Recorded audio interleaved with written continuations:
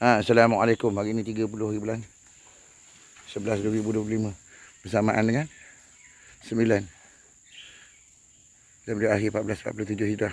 Okey, Sabrina dengan Dapi ni dia curi telefon, dia buat live dekat situ pakai telefon ID saya. Ada tak anak Mitoto ni, Salihuddin ni, dia buat live, dia claim pasal kereta benda. Lepas tu dia jual, dia curi, dia masuk dan terlibat dengan satu kes pembunuhan dekat Sabak Berenam ni, dekat Asam Jawa ni.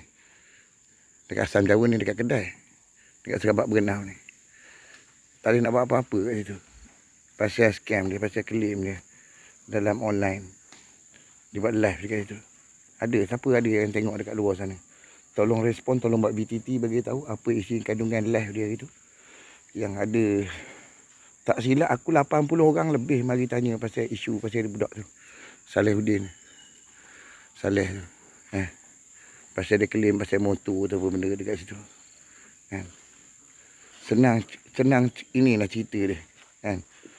Pernah dengar tak satu kejadian dekat Bukit Istana Johor, dekat hutan simpan KL tu, dalam Kuala Lumpur ada satu hutan simpan kecil kan.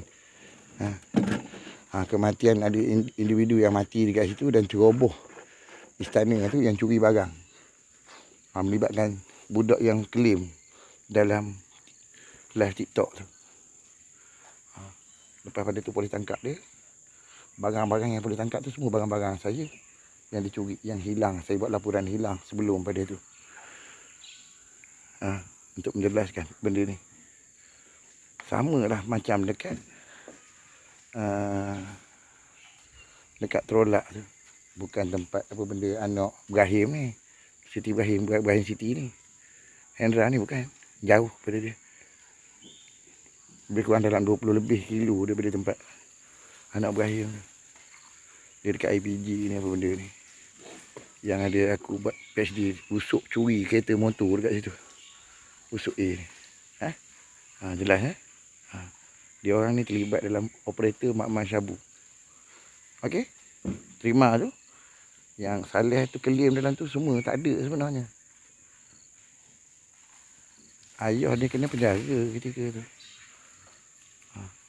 Mak dia berhutang tak berbayar pasal kedai makan apa benda yang barang-barang dapur tu.